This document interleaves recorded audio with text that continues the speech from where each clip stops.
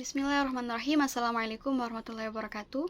Alhamdulillah, alhamdulillahirrahmanirrahim. Wa bihi nasta'inu ala umuri din wa din. Wassalatu wassalamu ala asyrafil anbiya'i wal mursalin wa ala alihi washabihi ajma'in, amma ba'd.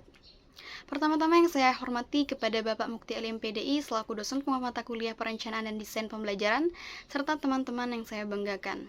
Perkenalkan, nama saya Fatimah Hania dengan NIM 1930 dari kelompok 10. Di sini kami akan menjelaskan tentang pengembangan alat evaluasi. A. Tes dan tujuan pembelajaran. 1. Pengertian tes. Tes merupakan salah satu alat ukur yang digunakan untuk mengetahui kemampuan dari peserta didik dalam proses belajar mengajar. Tes juga dapat digunakan untuk mengetahui keterampilan-keterampilan peserta didik.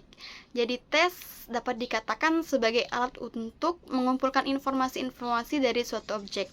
Tes juga terdiri atas jumlah pertanyaan yang memiliki jawaban benar atau salah, atau semua benar atau sebagian benar.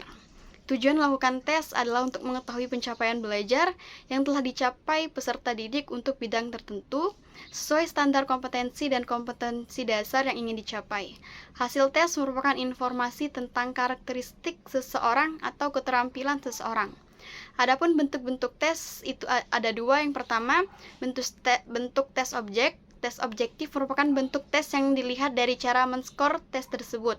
Sedangkan yang kedua, bentuk tes subjektif itu ialah soal subjektif yang berupa esai, dapat menggambarkan pengetahuan dalam berbagai level kognitif, pengetahuan, pemahaman, penerapan, analisis, evaluasi, dan pengembangan. Kemudian yang kedua, kegunaan tes. Ditinjau dari segi kegunaan untuk mengukur siswa, maka dapat dibedakan menjadi tes diagnostik, kemudian tes formatif, dan tes sumatif.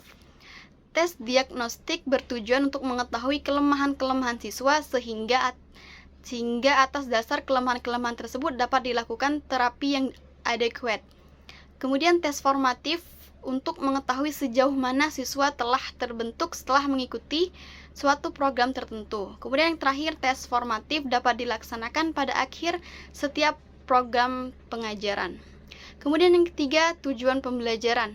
Tujuan pembelajaran atau yang sering disebut dengan learning objective secara bahasa dapat diartikan sebagai hal spesifik yang ingin dicapai atau digunakan terutama tentang hal-hal yang telah dibahas dan disepakati secara resmi dalam bisnis, politik, maupun dalam pembelajaran.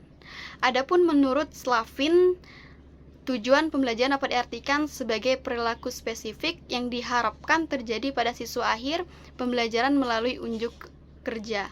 Selain itu, tujuan pembelajaran menurut Peraturan Pemerintah Republik Indonesia Nomor 32 Tahun 2013 tentang perubahan atas Peraturan Pemerintah Nomor 19 Tahun 2005 tentang Standar Nasional Pendidikan dioperasionalkan melalui kompetensi inti dan kompetensi dasar.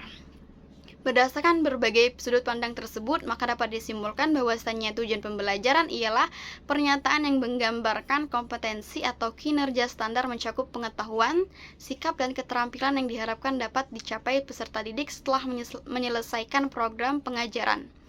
Kemudian yang terakhir, yang keempat, fungsi dan kegunaan tujuan pembelajaran. Yang pertama, menjadi arah dan tujuan guru dalam melaksanakan proses pembelajaran.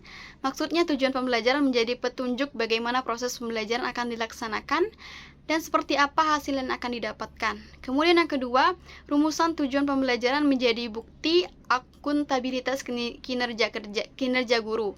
Kemudian yang ketiga, rumusan tujuan pembelajaran mendorong komitmen guru untuk menciptakan pengalaman belajar yang menarik, efektif, dan efisien dalam pencapaian tujuan pembelajaran.